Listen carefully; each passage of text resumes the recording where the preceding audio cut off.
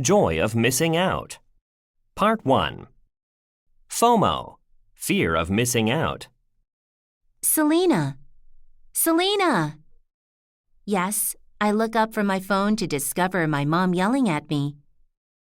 She seems to be searching for an answer to something. What?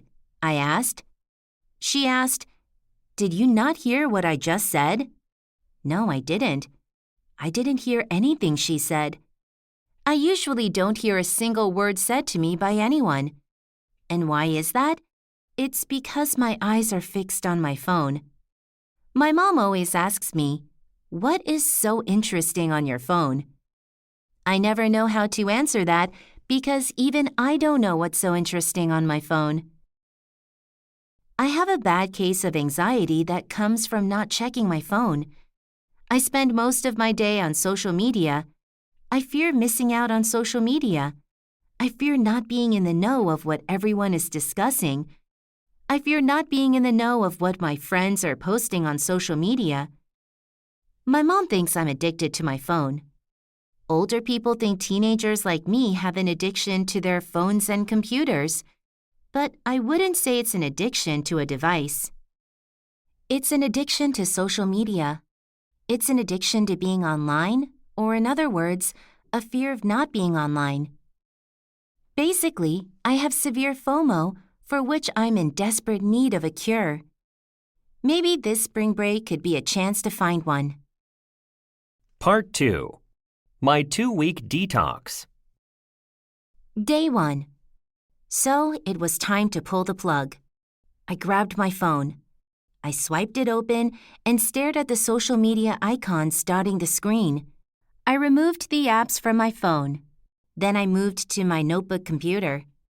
I logged out of all of the social media sites.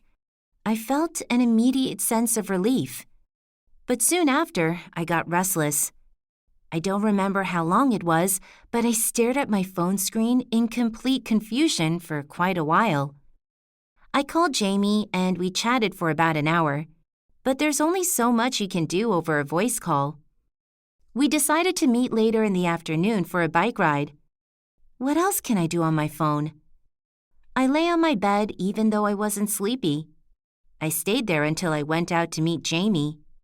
Throughout the day, it felt like things slowed down considerably. What a long day. Day 4. I woke up late in the morning and reached for my phone. I swiped my phone open only to remember my social media apps were no longer there.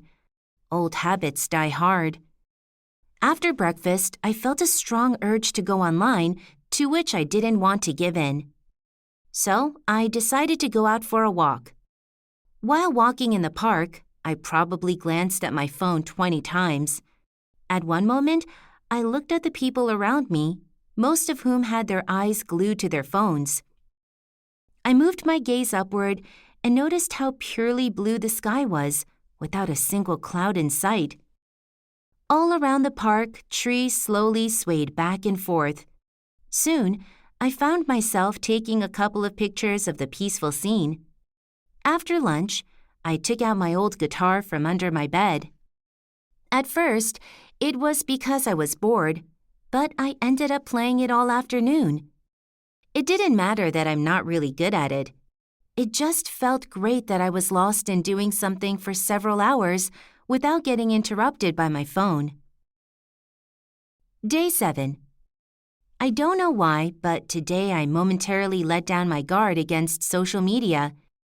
As if bound by a spell, I logged into one of the social media sites only to find that there was nothing interesting.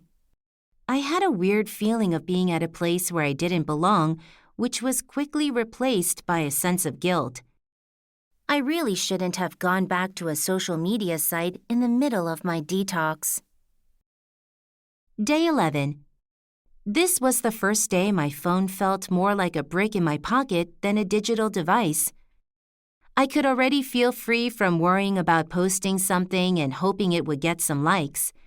At a gathering with my friends, it was fun to get asked over and over again about how I was surviving without social media.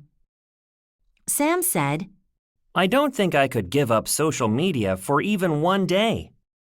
My immediate thought was, then you really need to give it up. I didn't actually say that, although I wanted to. Day 14. Toward the end of the day, I reflected on my social media break and what things had been like before. I realized that social media had taken some control of me.